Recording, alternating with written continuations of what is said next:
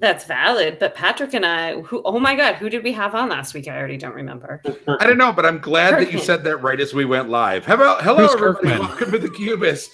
My name is Bill Corey. I'm the Cubist, and I feel like I just hit a home run in the world of YouTube right there.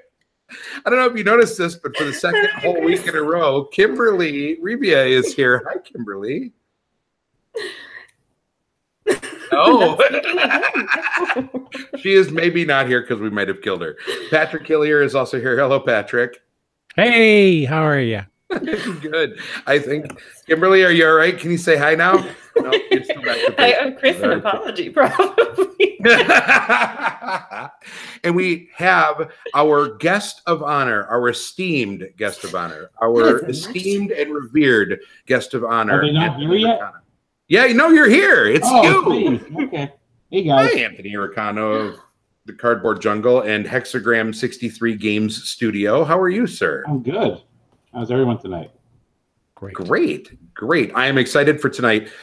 We already have a pretty full chat room. Hello, chat room. How's it going? Good to see y'all. Why can I not see the chat room at all? Apparently, I'm the only host that can see it, so I guess I know what I'm doing tonight. As the moderator. Oh, no. Well, he's the only one I can see right now. I think he's the only person that said anything. Oh, okay. Good. Doesn't mean that the chat room isn't full. I can see how many viewers there are there. Anyway, it's the Cubist. Hi. I'm back. I was super sick last week, and I haven't even had a chance to see the show from last week yet. So, which is why that was so funny for me, because I didn't know what was going on either. But I'm back. I'm still on the road. Obviously, you can tell I have super sexy beigest background in the history of beige. It matches your hair. It does. It almost does, because my hair is all sad. It's not pink enough, unfortunately. It'll be different next week. Spoiler. So anyway, one last week on the road. So if it looks like I'm streaming through a potato, that's why, because the bandwidth here is not amazing, just like at home. So we're good. Let's get the show on the road. Let's talk about games we played recently. Kimberly's favorite subject in the world. Kimberly, I hate you. Can I make you go first because it's your favorite? I hate you so much. Nope. All right. I always hate you, but my phone is locked. Hold on. Okay. So we will start with our special guest. There we go. Anthony. Oh, it's me. I keep forgetting. It is. You're so special. I don't understand why this is special for you, sir. Anyway. So there's a game that's coming out at Essen, and when they first announced it, it was probably my most anticipated game. I got to go home from Gen Con with a prototype copy from the fantastic designers. And it's a game called Holding On, The Troubled Life of Billy Kerr. And I know some people have gotten to do the demo. They did it at Origins. They did it at Gen Con. This game, I will tell you, I've deemed this the Netflix of board games, because there's no way you will be able to not keep playing it. You will binge play it. Oh, that's lovely. Really? So this is the kind of game that if you have in-house game group, it's fantastic. Otherwise, plan on having people, even if it's just one other person, who you can get together with at least a couple of days in a row, because you will want to keep playing the game to find out what happens. The game is about you're working in a hospital. It's a cooperative game. And one day they bring in this elderly gentleman, Billy Kerr. He does not remember much. And you are basically running the hospital. There's other patients coming in and things going on. But Billy Kerr is an elderly man, and we don't know how much longer he has. And he is revealing his life to you. So you have to keep him going, as well as make sure everyone else is taken care of. And the narrative of this game is friggin' brilliant. That is... The gameplay itself is, I say, if you play the game itself is probably like a 6. But the story that the game tells is probably like a 22. Oh, wow. It's absolutely, and I said, it's one of those things, like there's games where you play it and it has like a story that goes on and you're like Pandemic Legacy. You know, you want to know what happens, but it's okay to take a couple days off. This one, you sit there and it's like, well, when's the next episode starting? That's why it's all like Netflix. It's all right there in the box. You don't have to wait for the next week you're going to want to play again and find out what goes on and keep playing and keep playing. And so it's a game you'll lose sleep over? It's friggin' brilliant. I've been hoping for games like this to actually exist, and this gives me hope that we'll see more games that do this. That's cool. The first thing I thought of when you were describing the feel of the game, the fact that you described the feel before you described the mechanics, I think speaks volumes. And that'll talk about, I think we're going to end up touching on that point again later on this episode, I suspect. The first thing I thought of was Pandemic Legacy, because I am no fan of Pandemic. Like, I've never been a fan of the actual system of Pandemic, but Pandemic Legacy is one of the most addictive gaming experiences I've ever had. Like, my ex-girlfriend and I mainlined the entire campaign of season 1 in 2 days. So this sounds like my jam, because that was how we felt about that. Same kind of thing, huh? And unlike a Pandemic Legacy, you can reset the deck and gift it to somebody else to enjoy. Oh, cool. Okay, so it's infinitely replayable. That's really neat. Yeah. Very cool. Well, not infinitely replayable, because it has 10 scenarios. It's replayable by other people. Right. It's resettable. That's a better word. Correct. That's a better word for it. Okay, there you go. All right, so on the patented Cubist scale, is it a buy it, play it, forget it, or burn it? Let's see. Definitely play it.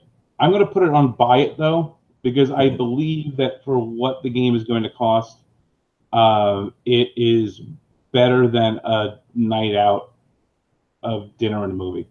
Okay, that's fair. Is it soloable? It's soloable. It says 1 to 4 on BGG. I really think 2 people is better. Okay. I mean, a lot of games say they're soloable. Wow, that's a tougher word than I thought it was going to be. But then really don't play all that awesome. So I figured. I don't think it's the gameplay. I think it's you need to have somebody sitting there with you.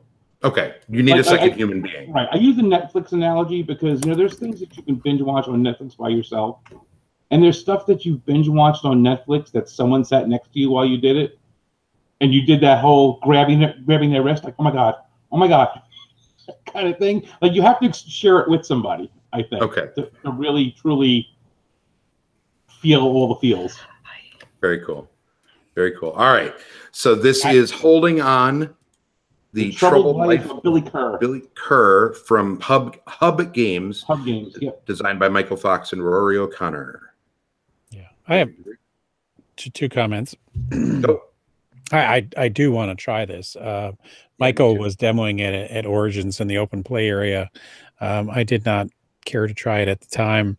But I talked to several people who went through the demo that was available, and most people came away from it with pretty positive things to say. The only negative I had heard was one, I don't even remember who did it, but it was a mixture of randos and regular people doing it, and the one person that I knew commented that some of the random people were just kind of playing it in a half-hearted manner or being silly about it, and it's a serious topic.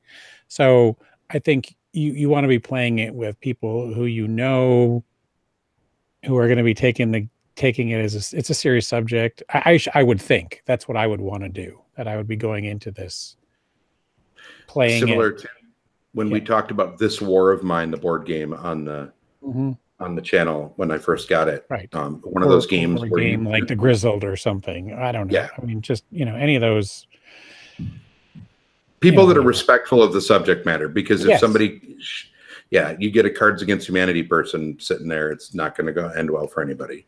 That's what good Okay. answer. It's kind of like watching a serious movie with someone who's chatting with you about what they did during their day.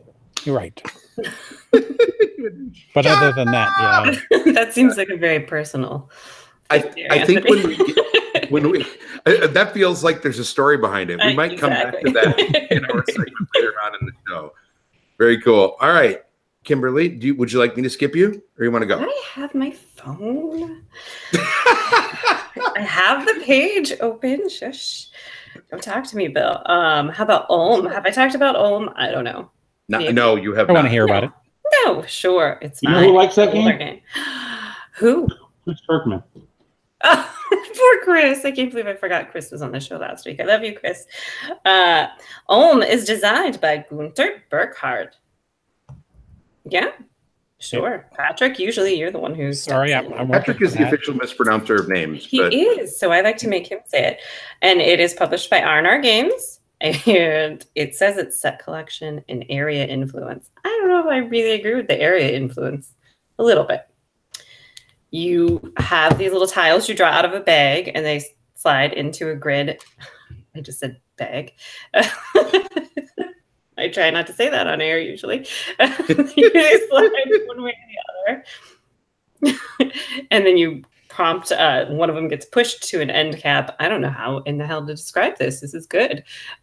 This is why I love making you talk about games. Every time I hate it so much. This time I'm just going with animal upon animal. I love you.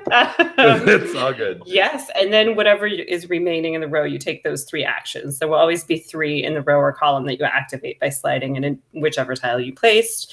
And there are things like get a coin, buy a card, get one of those little tiles, which you can exchange for other goods, move a boat down a line. There's lots of different little action bits.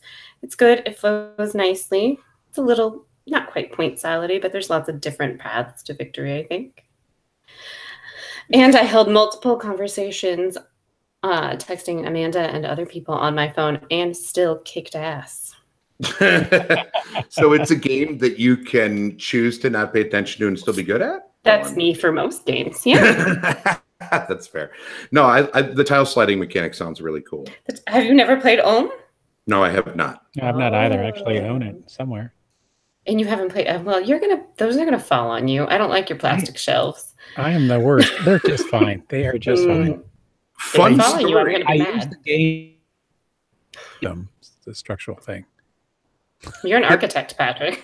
I'm just going to say really fast, sidebar, a friend of mine had shelves just like that fall with his game collection on them and bury his bed. And not all of them are like that. I have several metal ones. I'm just saying, it legitimately happened. I can show you a picture. Okay. Mags, he is an architect. I know he is. Yep. Sorry. Published by R&R. Gunther. Nice. Oh, Christ. Yep. I shut my phone now. So it's we gone. Almost got her to say it wrong twice, too. All right. Dead. Kimberly. You love me. Yeah. I do love you. Yep. Buy it, play it, forget it, or burn it. If you like Euro games, it's a buy it. Yeah. It's a pretty decent price point. It's got a cool cardboard castle. It does have a cool cardboard castle, and each round seems to be there's fairly inexpensive. It's real cheap. Holy cow. I didn't mean to go buy it right now, Bill. Jeez. You know how this goes every time. I know. I'm a bad influence. This is exactly life is a bad influence. Well, yeah. Well, you met me, right? I have met you. Love me, remember? There you go. Just said that. Yeah. Peace out. Don't make me talk again. Okay. Patrick, what have you played lately? I played 5 Tribes last night with my wife. I've been exploring more of this Bruno Kethawa guy, and we had a Bruno bash now, and I need to come up with a better name for that. And anyway, so I'm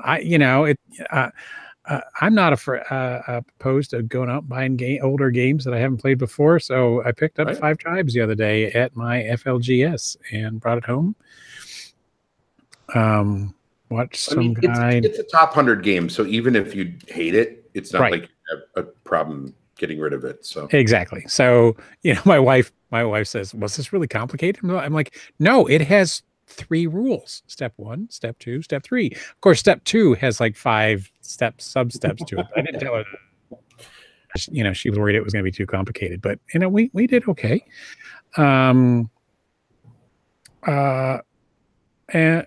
I a little screwed up the gins part a little bit, but other than that, I think we did okay. It's got a little bit of an AP issue with, studying the board too much. Yeah. It's sort of the inverse of a lot of AP games, though, right? In that, like, one of the criticisms that I have heard some folks level at like Uwe games is that as the game goes on, your actions get more and more and more, and the game can slow down to a crawl. This is sort of the opposite of that. Your options, you have the most options at the start of the game, and then because the meeples are coming off the board, it gets fewer and fewer as you go, which I think helps. That's true. Yeah. We towards the end there, we were having a hard time finding moves and to use up our get places to put our remaining camels, and to end the game. Right. Yes, five tribes, Chad. It's still 5 tribes, not 56. There's much confusion in the chat room. Oh, right. Because it started off with ice cream, then became tacos, and now they're trying to figure out whether you're talking about a very cold game or a very high-ranked game, whatever. Cool. Anyway, my point is 5 tribes is awesome. I want to know what your rating is of this, though. Buy it, play it, forget it, or burn it. Oh, I would definitely buy it. I think it's pretty solid. I mean, it's got like 4 or 5 expansions. It's a highly rated game.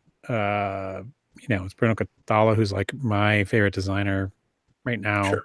Why not? And Thomas says burn it, so that definitely rates it higher. One more step automatically. So I just bought a second copy. You just bought a second copy? A second copy for what? Well, but to counteract the Thomas. Oh, okay. we're gonna buy extras to counteract Thomas's destructive nature. I like it. I mean, it's it's Days of Wonder too, and I love Days of Wonder because it's got little trees and little buildings.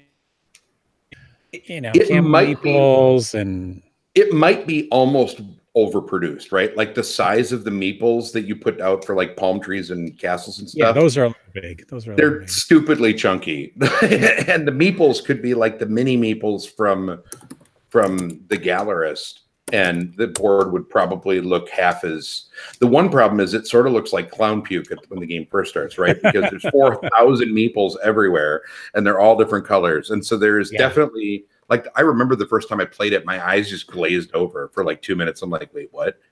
It's just nothing but piles of meeples everywhere. Yes. Yeah, I can agree. But yeah, and the meeples are ridiculously huge. That's about sort of making sure we put stuff where, how about placement of meeples and organizing things, and that helped with play, You always put your maples in the corner your camels in the corner, and made sure we stood up our meeples so that we could lay down them as we laid them out and lay down our path and I think once you get just the two of us and Trevor the Frog watching us, we were good. So nice. Check out your Twitter feed for Trevor the Frog, and you'll see what that is. Anyway, we had a good time. So we had 3 buy-its. I think that might be the first triple buy-it we've had. Would you like me to change mine? No, I'm good. I'm good. You like it when we're negative? No, I'm not. Burn one, Bill. Yeah, I don't have anything to burn. I haven't played anything bad. I've played a couple things that were not excellent, maybe, but I haven't played anything bad, and I haven't played anything enough times that I feel comfortable talking about it this week. I have gotten almost no gaming in with all this work, my stupid work schedule. So I mean, that's an acceptable thing. I just felt like you needed to burn one. No, I don't have any. I mean, aside from I could go on a Munchkin rant for 5 minutes, but I've done that so many times. We're good. All right. Oh, probably. It's fine. That's fair. All right, so let's jump into the main show. There's going to be sort of 2 kind of parts to our main topic today, maybe 2 main topics. The first one is I want to talk about Hexagram 63 Games Studio because Anthony, what is that? What is that, Anthony? Would you here? I tell you what. There you go. Nice segue. You read as a mission statement, Anthony. Can you read as a mission statement? Do you have a mission statement? Mission statements are for people who think they're bigger than they actually are. So what is Hexagram 63 Game Studio? So about a year ago, I had this crazy idea that I wanted to make games, and I didn't want to make them myself. I didn't want to design games. I've designed some stuff and never got it to the part where I was like even going to show it to anyone other than, a couple of friends. But as you know, I've had my own podcast for a few years, and I'm not one to hold my tongue when it comes to things. That's part of why I was really excited to do the second part of this show today. And I've had a lot of people. I've had a lot of opinions on things. I've had a lot of people, with their gut responses. Well, let's see you do better. And I was like, okay. Okay. Did you say hold my beer, the Anthony Racano version. Sorry. There's a lot of things about about the whole publishing thing. I've worked with several publishers doing stuff for them in the past. I've worked with designers. I've had people, I've helped them with their games and everything. And I'm like, you know what? I'm going to be 50 this year. This is last year. I already turned 50. So now you're 50? Yeah. You're halfway to 100. Did I know that? Yeah, halfway there. And I was like, you know what? I can't be working my regular job for the rest of my life. But I always said I was never going to retire. I never one of the people who just sit at home and do nothing. So I'm like, oh, what am I going to do? I said, you know what? I'm going to do this. I'm going to go and I'm going to start my own company. And I'm going to make games that I want to make, that I think the market would enjoy. I'm not looking to become rich. I'm not looking to become Days of Wonder. I just want to make games that I think are really good games and put them out there and not sit there and go, well, I have to make this kind of game because this is hot right now. You're not going to see that from us. So most of the stuff we're making is stuff that I would actually buy. There's a few companies that have in the past used the term, we make the games that we want to play, that we would play. And I'm like, I'll play anything. That's kind of not selling me on anything. But like if I'm putting money out for something, yeah, that means something. So yes. That's kind of our idea of what it is we're going to be putting out. And we put a call out last year that we wanted to start looking at some designs, and I got a few people coming in and sending me stuff, and then a few more people sent stuff, and then it's kind of weird because we've met with people who, some of them know us from the podcast, some of us don't. And I sit down with them and they show me their game, and then they ask me questions about what I see the company doing, and they've all ended up with, wow, this is the most refreshing conversation I've ever had. Because I don't sit there and do the, oh yeah, well the market share is this, and no, I'm going to tell you straight out what I think. I'm not one to hold my tongue, never have been, and I want to do things differently. I'm not going to be. I've seen people give advice to people on things, and I'm sitting there and going like, yes, that works for you. It does not work for everybody. Right. I want to circle back to something that you said, because I kind of want to chime in a little bit and just what really resonates with you. So actually, the story behind the name Hexagram 63. Okay. The I Ching, right? It's the I Ching, yes. Right. So the idea is that the I'm reading off of your philosophy, which is definitely not your mission statement. It's definitely a totally different thing. I it just feel has a different slightly like you lied to me, but all right. Also, there's a spider on my wall, so if I scream, jump, flip my tiny laptop, I apologize in advance. It's all good. If you want, I can have it so that way it's always focused on you. No, so I will cut you so fast. All right, sorry. Anyway, your not mission statement philosophy thing says the interpretation you're striving for is after completion. So you will do everything to ensure that the game is fully finished and tested before it hits the market. First off, that is music to the ears of, especially on this show, we've ranted a lot about rule books and bad graphic design and bad color choices, which will come. This is part of where the second half of the show is coming. I'm just doing teasers for days here, but we love that. I love that. The second half of it, though, and this is why I'm coming back to this, is our games will truly be a reflection of the games we not only want to play, but games we want to own. You have literally just put into words the whole reason that the Cubist rating scale exists, right? Because I'll play a lot of games that I don't feel like I need to own. That's the difference between a buy it and a play it. People ask me fairly often when I communicate with them outside of here, I don't get your rating scale, right? Like, wouldn't you want to own all the games? Yeah, but I don't need to. So I love your mission I'm sorry, your philosophy. My philosophy. Not your mission statement. Right. You're definitely not your mission statement. And part of that other, to expound on that, people don't need to own all the stuff we put out. Right. I have this philosophy, another philosophy, that I want to be, when it comes to our games, I want to be Miracle on 34th Street Santa Claus. I want to send you somewhere else rather than you buying my game if my game is not a game for you. So if we have a booth at a convention and you come up and go, wow, this looks really cool, and I show you and I ask you what kind of games you like, and you tell me you like this, that, and the other, and I know that is not what this game is, I will say, hey, 3 booths down, there's a company called Renegade, and they have this game that just came out that you are going to love. Go bring them your money. Because I look at things like with reviewers and everything else, I always see people get upset when they send their game to somebody to review, and they're all excited because it's their first game and they're going to get all this exposure, and then they get upset that that person hates it. And I sit there and I go, I could have told you they weren't going to like your game going in. If you open a restaurant that serves nothing but bacon cheeseburgers, you do not invite the kosher food reviewer. Or the vegans. Or because they're not going to like it. And that's the thing that's the problem with a lot of things is if you want everyone to like everything you make, it's not going to happen. And I'm not going to be that company that says everyone needs to own this game. I said, go and spend your money somewhere else. Please do not buy my game because I'm only going to disappoint you.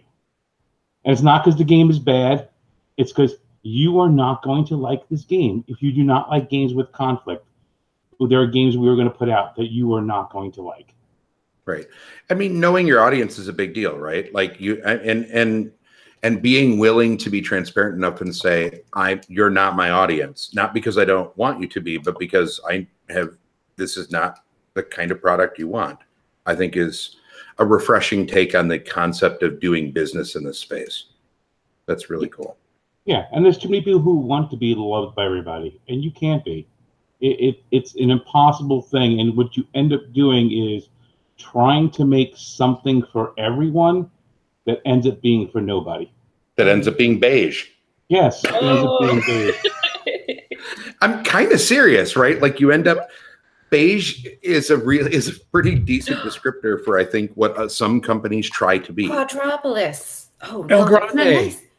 Oh, I've never played El Grande still. It's so I thought you It is El Grande is beige.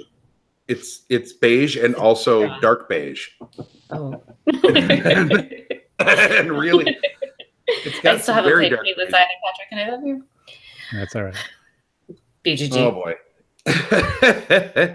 All right. So what is the like Hexagram 63 Game Studio has its game submissions link open. We're accepting submissions. That's awesome. Do you have any news and stuff you need to tell us about? Are you ready to tell news and stuff and things? Yeah, I actually tweeted it. We have a couple games that are signed that we've already announced. We have a couple of the games that are signed not follow the account? that are not announced. Well, the first 2 games that we announced, we have a game called Krakatoa, designed by Barbara Hirschenfelder, lady from Florida, and it's a game about you're navigating around the islands in Indonesia, collecting spices and distributing spices to other islands, moving animals. All the while, there's the volcano activity is getting higher and higher. So while the volcano activity gets higher in certain areas, the soil becomes richer and you can grow better crops there, so there's better things for you to be able to get. However, it's also getting closer to exploding, and when it does explode, it causes damage to your boats. You lose points. There's an ebb and flow going in. The cool mechanism that drew us to this game was you have 2 boats that is doing this navigation around the island, and the interesting thing is you can take both your actions on a turn with 1 boat. However, if you do, you're holding up some of your money that you can use for other things. Okay. So interesting, beautiful, splayed out board and everything. So that's one of the games that we have in the hopper. Another one is a game from Paul Owen and Keith Ferguson. Paul is sweet. Nice. And I'm trying to figure out a way to get Paul's voice in the actual game, but I don't know if that's going to work. But the game they designed called Magnificent Marvels, which we're not sure if we're keeping that name or not. It's a worker placement game. Interesting thing with the worker placement is on your turn, you take your action. You can play as many workers as you want. that you have in a particular area, and that allows you to take a certain number of actions based on how many you put in there. But the whole thing is you never get your workers back. Oh, okay. Unless you decide to take them back. Or if we've all placed in the area where we're gathering resources and I don't have any workers when it comes to my turn, if I take my workers back from that area, everybody gets their workers back from that area. Okay. So it's kind of a game of chicken you play. Is what am I going to do? Do I go here and hope that Patrick takes this stuff back next time so I get my guys back on my turn, or am I wasting one of my actions now having to pull back? Mm-hmm. So it's the whole weighing in where it is best for you to go in order to see what the next person is going to do. So on your next time around, you have all your workers back to be able to take those actions. Gotcha. So those are the two that we've announced so far. I have a couple of others that I'll be announcing soon. I can't announce here yet, though. Sorry. That's cool. Oh, teaser. So just so we're clear, both of those sound awesome, and not just because you're on the show. Like I love games that take a familiar concept and turn it slightly on its head and make you think about it in a different way. It's part of why I love Tzolk'in so much, because it's sort of worker placement but backwards, right? I like stuff like that where it takes something you already know you like and just twists it a little bit and makes you think about it in different ways. I think both of those games sound like they do that, and that's really. And you're like I said, your not mission statement gives me a lot of hope for how you're looking at them. So that's awesome. Yeah, and we're like that. We signed both of them, and we've told those designers that those games will be coming out when they come out. Ah, the Blizzard. Actually, we have a time frame, for them. But it's not like we're going to go get this all done and out and on Kickstarter in 3 months. It's no, we've told them we're going to work and we're going to make sure this game, is as perfect as we can get it. Are we going to make a mistake because someone's going to come back and say, on August 27th, you were on the podcast and you said, no, we're human. Things will happen, but we're taking steps to do things. So we are working with professional rulebook writers. Yeah, we're not going to attempt to write our own rules. Thank you, dear Lord. Should we clap? I feel like we should clap. We're taking steps to reduce as much noise as we can. Good. In things. And there's some things you can do that people don't do to actually reduce noise. And I'm going to kind of show them how easy it is to do it. Can you give me, just for people that might be watching the show, hopefully later on, trying to figure out ways to yell at you about a previous promise you've made, can you give me an idea on what you mean by reduce noise in a game? Just okay, so spell it out a little bit, just so that way people get the vibe for it. All right, so there's things that happen in the industry, and this is probably going to segue us over to what you want to talk about also. But it's almost like I might have planned that a little bit. So there are things that happen in the industry. One of the things that we see is people saying, how the characters in a game are not representative of the community, and I get that. And I've always sat there and went, if there's no reason to not have this character be female, or this character be African American, or this character be, Hispanic, or whatever it is, of Asian descent, right? Anything. I got you. Right. Anything that you could put in there, you could put in there. But there are games where that take place in a certain time period where it thematically doesn't fit. And that's a big thing. But my thing is, a lot of the times you see these characters in these games that do not need to even be there. Okay. Like, we're playing a game and we're all merchants in medieval times. What does it matter if there's a picture of a fat guy on my player board?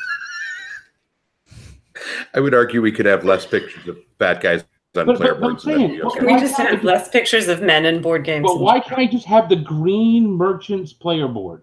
Why does that merchant have to be a character? Have to have a fake character, right? They're just pasting it on for additional. I have no idea. Yeah, right. Right. It doesn't do it for me. Yeah. But then you end up with, it's 4 or 5 player game, and you have 4 white men characters on there. I'm the green merchant. Right. It looks like me. It looks like you. Whoever's playing it, that's who it looks like. That's actually an interesting. Like, first off, I agree, and I had never thought of it before, so that's really smart. Secondly, I already have a face. I don't need the game to give me a different face, right? Like, just to be, you know what I mean? Look, here's the face. I brought my own face to this game. You didn't need to give me one. We're good. Right, and that's one of those things where I'm sitting there going, okay, this player board is not a character. I'm not playing a character. I'm playing me, and I'm a merchant. So if I'm a white male, I'm an African-American female, I'm an Asian male, I'm gay, I'm lesbian, I'm whatever I am, I'm the green board. Okay, so first off, I agree with the general concept, absolutely. Secondly, this is a great way to segue into what I was teasing earlier, which is the second half of the show, which was, I was thinking of it as the go to hell part of the show. The idea here is that we have things that make us crazy that we can rant about a little bit here and discuss as a group. And I think you just hit us with a great one, which is the idea of reducing unnecessary like stuff that doesn't really add to the game. Because let's face it, nobody looks down at the angry looking white dude on the cover of Kalis and says, this is really helping immerse me in the worker placement game I'm about to play. Right? Like it's no one's looking at that and going, gosh, if that picture wasn't there, I would not be able to get into moving the provost. I'm sorry, do you not swoon every time you see the cover, Bill? You know, you know what? I do a little bit, but only because I love the game. Oh. And also, that's the game. It could be just a big letter C. Exactly. So I think there's an interesting argument to be made there that getting rid of noise is a good thing to send to hell. And I think especially if you can reduce the overhead, right? Production overhead, and then put that money into better graphic design and such better rule books. Oh, I didn't even think about it that way. Funnel slightly less money into art, mediocre art. Yeah. Kalis, and more into quality. No, that's not mediocre art. That is objectively not good art, especially in the first. Well, I mean, I give it a very minor pass because it's old. Right. Okay. Sure. And we were dumb 20 years ago and couldn't figure out what a person's face actually looked like. Come on. It's bad. It's not good. It's not even stylistically art bad. Is subjective. Yes. Sure. Art is subjective. Because sure. If you want to talk about ugly cover art, Twa cover art. Twa, yeah. That's one of the few games in the world that I think is uglier than El Grande. Like and overall. I love Twa, but it's fine. It's not a pretty game. It's not a pretty game. Round the table real fast. Ugly game art. Oh. Patrick, you've been quiet for a long time. Oh crap.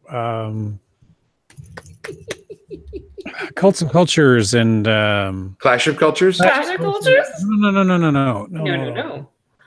Patrick's having a smite stroke. And it just give me a minute. I'll look it up. No, you're gonna. Okay, you look it up. It's a Stronghold game that I demoed at BGG. Oh, Paul, tell us what it was. Oh, the one that you demoed was it was Golden Ages. Golden Ages, yeah. There it is. Thomas, thank you. Yeah. Thank you. Chris Mitchell. That's the worst cover. Okay, so Golden Ages and Twa. The covers both. I love Golden Ages, first of all. I love the game. The game is wonderful. The covers look like they were drawn by a really talented 8-year-old.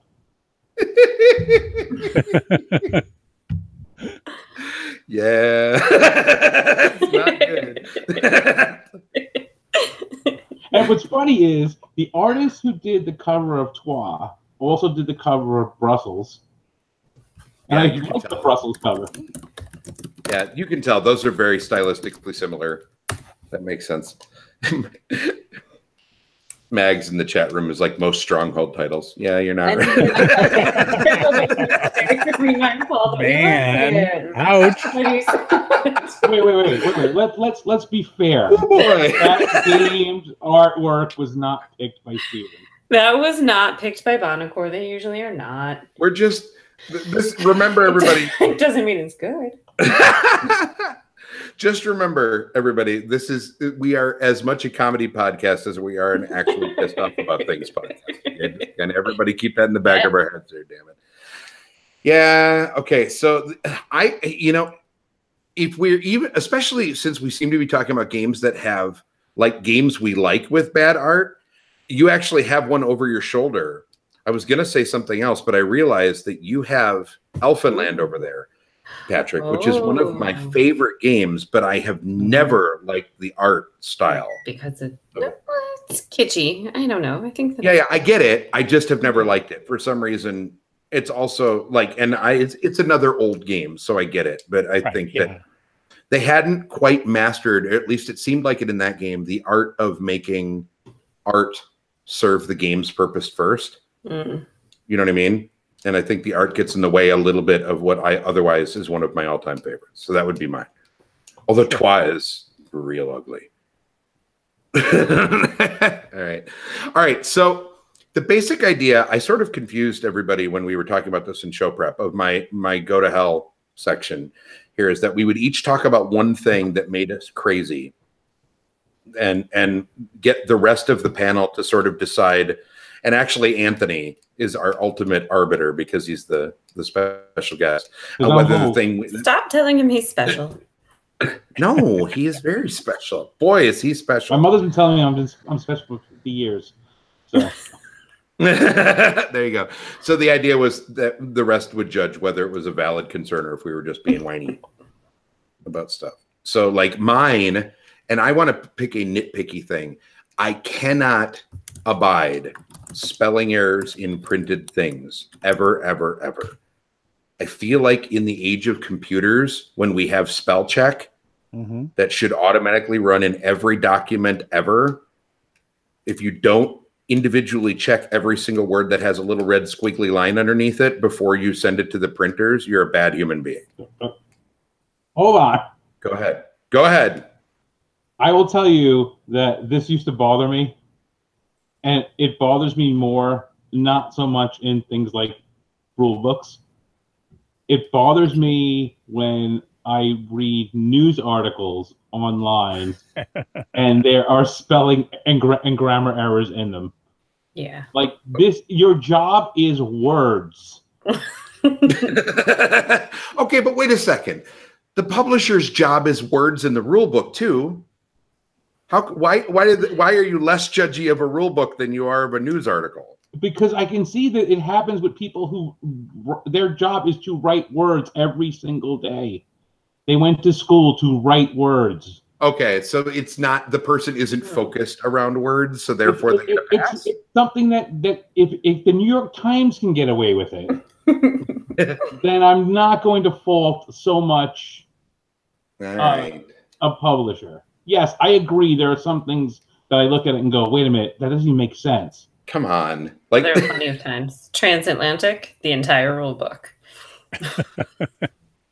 I'm not even talking about like the rule book is formatted poorly or they didn't explain stuff well. You mean actual like really obvious misspellings. Get the words right. Yeah. Or like don't print a word over the top of a piece of art. Like, oh, that's pretty bad. Yeah. That kind of stuff, right? Like just super basic editing stuff. It's easy to mess. Okay, so Andrew in the chat is taking me to task a little bit here. It's easy to make spelling errors, and then you have to edit them and reformat and move around for layouts. It's easy to mess up. Okay, sure, but I feel like you should do it anyway. All right, so forget spell check. Wait, I'm old. I'm going to tell you how to actually catch every single one of your spelling mistakes. All right. Read whatever you wrote backwards. Oh, I've heard that one. Oh, really? So if you read the words, don't try to like read every letter backwards. But if you read the words backwards, it makes no sense. Because what happens to us as human beings is we read things that we wrote and we know what we wrote and what it's supposed to say, and our brain makes it say that. But if you read it backwards where it does not make any sense, that's where you find your spelling mistakes. I like that. I've never heard that before, but I like that a lot. That's what back in the days when we had to write on actual typewriters. Yes. We didn't have a spell check. ASDF. To be fair, everybody on the show that isn't Kimberly is old enough to remember that. I had a typewriter. I was trying to help you. Hey, I'm not a whole lot younger than Patrick. Or you, jerk. Yes, you are. I am not. Whatever. I feel old today. All right, so you have judged my. I love you too. You have judged my spell checking complaint to be. Can we send lack of spell checking to hell or no, Anthony? All right, we'll send it to hell. All right, thank you very much. All right, Patrick has given us crap for this being a festival of complaining. Oh no, I got plenty to complain about. Don't worry about me. All right, good. It's your turn. What are we sending to hell, bud? I'm gonna go with Mason's Twitter earlier today. Okay. So he was commenting on one of my favorite games, Alien Frontiers. Sorry, my brain is on fart tonight. Okay. Put on your thinking. This is text in the rule book to describe the dice as ships, and like emoticons, like they no. It says, instead of moving the dice, you have to place your ships in the spots on the board, and it refers to the spots on the board as being things. And in Lords of Waterdeep, I can't even tell you what they're called. The orange cubes are something, and the black cubes are something, and the purple cubes are something. I'm like, I don't even know what the hell they are. They're just orange cubes to me. And yeah, thank you. And my wife got on the phone tonight, and she was telling Alan, she goes, yeah, we played this game last night, and it's called Five Tribes. She goes, you know what? I don't even know why it's called Five Tribes. What does it have to do with Five Tribes? we were just moving these meeples around and stuff, and I was like, I don't know. I don't read flavors. I don't read all that crap. I just play games. And the meeples are yellow and red and white, and blue and green. That's probably why, because there's 5 different colors of meeples. Is that it? I don't know. I didn't read it. Yes, that's why. So there's flavor text, and I understand why it's there, and I understand why there's a theme to games, but I think when they over the top sometimes. So it's almost the same thing that Anthony was talking about reducing noise. Yes. Kind of, yeah. Except for I think a lot of people enjoy the flavor text nonsense. Oh no, I can't word tonight. But like Patrick, I don't give a damn. So yeah. But I mean, but could you accomplish that? Here's a compromise, because for the record, I think I agree with you. But could you accomplish that by doing what a lot of rule books do, which is giving you your big long blurb on page 1 that tells you the theme, right? And in that blurb, you could say, in this game, warriors are represented by orange, you know what I mean? The classes are represented by cubes. And then for the rest of the rule book, just call them cubes. And let your immersion come from read the story on page 1. Because it's the opposite way. Yeah. It explains to you that the orange cubes are rogues, and then refers to them as rogues for the rest of the game. Yeah, right. But then you don't know that. I mean, you're like, what the hell's a rogue? Right. So I guess what I'm saying, I guess I'm agreeing, and I'm saying that instead of that, refer to it as the component type, not the thematic type. Okay, so wait, I want to come back on you on that. Please. So you're playing a game and has 5 kinds of resources. Is it wood, or is it the brown cubes? Oh. I think the That's first more time, obvious, though. Well, I would say that this is one of those things where you get your rules editors to figure out whether the game needs that or not, or that's part of the development process, right? Like, is this an obvious thing like wood and iron and whatever, or is this something strange like spaceships, which are not normally shaped like this in the case of Alien Frontiers, right? So in the rule book, it talks about placing spaceships in ports. Thank you. Who said that? Thomas, thank you. The rule book talks about placing a spaceship in a port versus placing a die in a space. Nothing about a die screams spaceship to anybody until 2 years later when the dice were actually shaped like spaceships, right? So I would say it's game by game. That make sense? Right. No? Yes? Okay. Night netters. Night So, netters. all right. So, But go ahead. on the other Patrick, hand, and I'm circling around and I'm calling myself a liar here. You never get the wood for sheep joke, right? So, you know. Patrick. What? No, a wood for sheep joke has been. Oh God. Oh, I'm sorry. We love you, Anthony. Anthony. And then I died, but I was muted. In 2 weeks, when we have the After Dark show, I want you to explain that story. Can you remember it for 2 weeks and then come in After Dark? All right, outstanding. 2 weeks from tonight when we have our After Dark show. And then you can swear all you want to swear. Yes. So tune in, ladies and gentlemen. Teaser, in 2 weeks, you're going to want to be here because we're going to make Anthony come back on and tell that story before he goes away. All right, so real fast. Patrick, what are we sending to hell? We're sending to hell the needless over-theming? Yeah. Like over theming. Over the top theming. I understand the basics of a game theme. I don't have a problem with that. I think it's the game that Mayfair published called Dos Rios, where you put out your workers onto the board and then you like redirect the river, and where your workers are, if they are in a place where the river ends up flowing by, they get to do stuff. And the rulebook insists on referring to them as caballeros for the entire rulebook. Like every time they talk about placing a worker, they talk about placing a caballero. And that made me crazy. So that game in and of itself has scarred me enough that I vote yes, send it to hell, because that's terrible. Right, but it's only one thing. It's only caballero. It's not like you can only say caballero so many times before I want to throw a fork at your eye. Okay, so I would like to just point out I'm the nice one here tonight, and that's rare. I know, right? But take a game like Railroad Revolution, where the 4 different color meeple workers you have all have different names. They have different occupations, and yes, you have to sit there and go, okay, which one's the engineer? Yeah. Okay, this one's the engineer. Yeah. Okay. And there's no like player aid that says this one's the engineer. But if they're all caballeros, I'm fine with caballeros. I suppose. It just can't say that word enough times. All right. So what do you say, ultimate arbiter? Is his complaint valid? No. No. Oh, burn. I still love you, Patrick. That's okay. We all love you, even when you're wrong. That's fine. Yeah. Kimberly, do you have a thing you want to send to hell? Oh, see, and I just don't get to be grumpy because I don't have a penis. Send it to hell. You guys are doing grumpy old men. You don't have to do it at all. It's just one of my favorite movies. Oh no, I want to be grouchy. It's good. Is there a female version of grumpy old Anthony and men? I are usually I will make that. No, not spiders. Don't stop it. I don't know where that spider went, and it's not funny. Oh, you lost it. Oh God, that's the worst. That's the worst. I was paying attention to the show.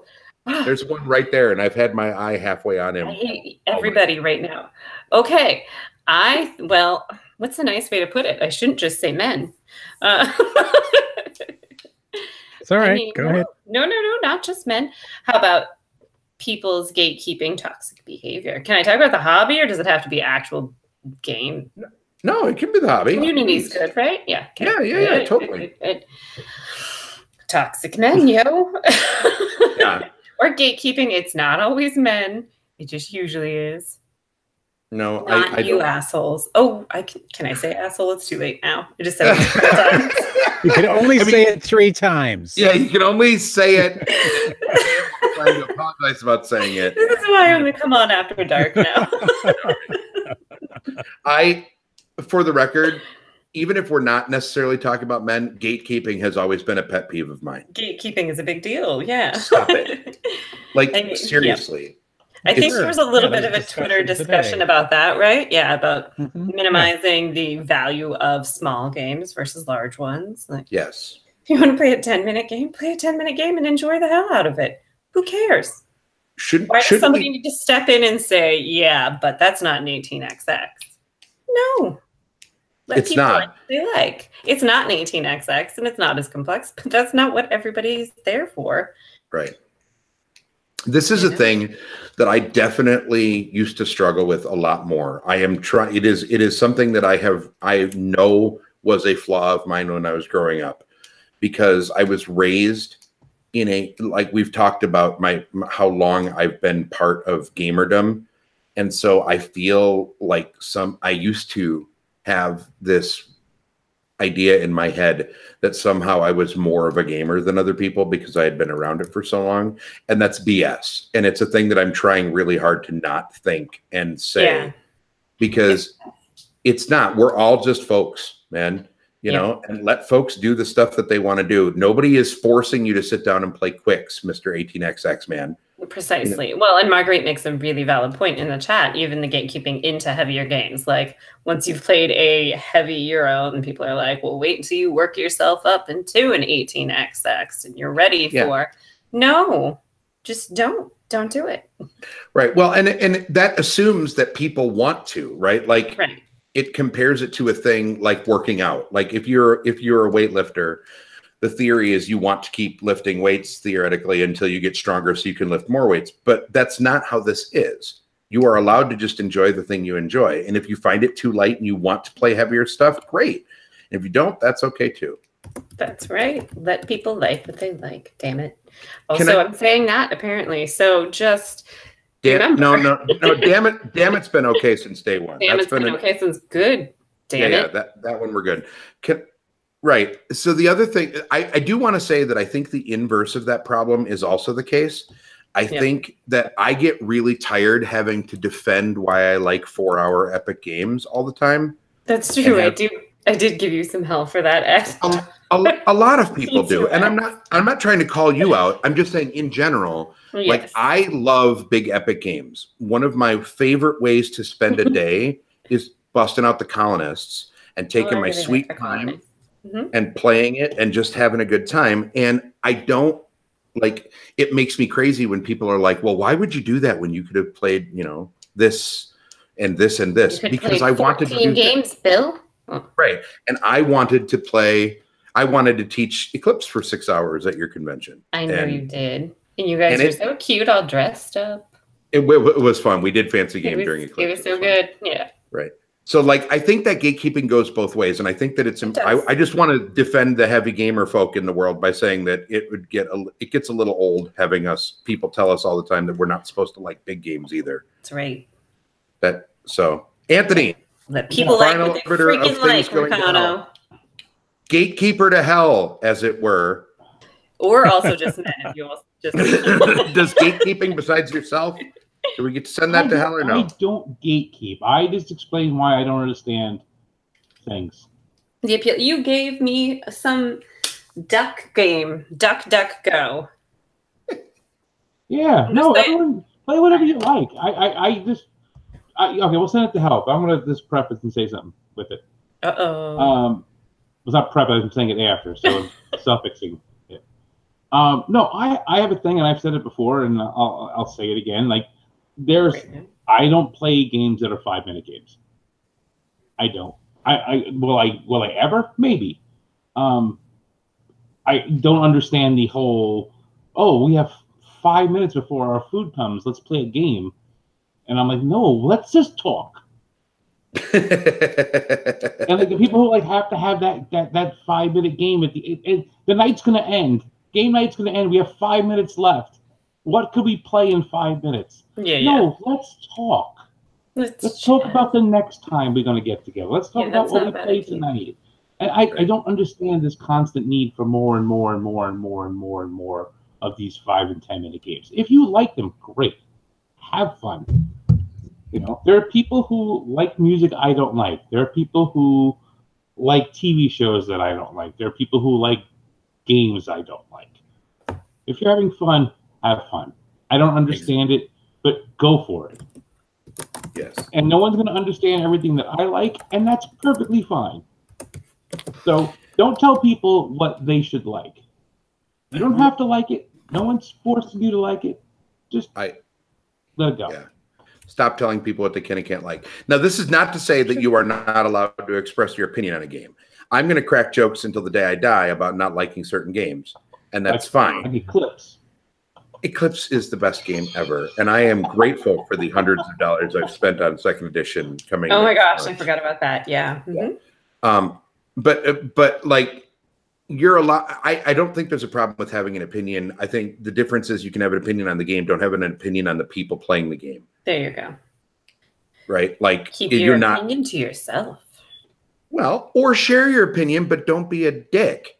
Like, there's also that, right? It's like, just don't be a jerk. I don't know. All right, Anthony. So did we decide this? Was gatekeeping? Can that go to hell? Get the fuck out of here. Oh, sorry. Oh, no. There it is. We almost made it. We can't. Oh, we don't have Dinger to catch the screen cap like the time that I did it. It's 11:01. We're in overtime. No, that's not how this works. We don't get to. I mean, it happens, Anthony. I would know. That's all right. The chat room is excited that it happened. I mean, you had both Anthony and I in the same show. It was we knew it was serious. Yeah, I'm just glad it was 60 minutes long, and I couldn't curse. It's 11:01. You cursed at minute 61. That's fair. We started late. This is actually probably minute 59, sir, but that's fine. All right. I love it. I love it. All right. So thank you for, we've already said all the other words. We might as well. Thank you for indulging our bitch fest, our state of the podcast thing. I knew that I kind of wanted to go here because, quite honestly, sticking a quarter in Anthony Racano is always a good time. So whenever you can get him fired up, whenever you can get Anthony fired up about stuff is always fun. There we go. There we go. That's a better way of wording that. Wait, are we not firing him? I mean, rapid firing him? Yes, that's why I'm trying to talk to Patrick. Oh, I should. Patrick, who is in charge of the final section of the show. Rapid fire. Dear. Wow. I am a facilitator. It doesn't mean I'm good at it, Mags. That's all I'm saying. Patrick, help us. Anthony, are you familiar with rapid fire? Yes, I think so. All right. You just yell. Anthony watches the show. Just yell. Rapid questions. You are not allowed to or repeat the question back to me in an effort to gain more time. You need to spit out the first thing that comes to your mind. Are you ready for rapid fire? I'm ready. Name your favorite convention. Gen Con. Name a space-themed game. A good one? Just anyone. Answer the question. What was that? Battlestar Galactica. All right. Who is most likely to be the hidden traitor in your gaming group? Me. I believe that. Name the physically largest game box in your collection. Gloomhaven. Oof. What is the last game you purchased? Too long, Anthony. Spit it out. Maria. Very good. Oh, nicely very done, good. sir. All right. The only thing I bought at Gen Con was Maria. Now I just bought a board game named Maria. All I'm going to say is now I just realized with your fourth question, Patrick, that Gloomhaven is now the second largest box in my game collection. But yeah, I've been hearing that about makes me sad. That is Oblivion is measured in like Gloomhavens. It's stupid. Anytime somebody can say the box weighs this many pounds, and then when you put the game in it, I'm like, oh crap. So Anthony Racano, you are awesome, and I'm really glad that we finally got you on the show. And by finally, I mean we got around to asking because we're done. Anthony, where can people find out stuff about things that you do? National Enquirer. You're Bat Boy. Oh, it all comes full circle. Did you not know that? I thought that was pretty well known. It's striking now that I'm thinking about it, though. All right, Anthony, go. Sorry. You can find me on the Twitters at either at CBJ Podcast or at Hexagram 63GS. I'm always on there on one of them. Yeah, you are.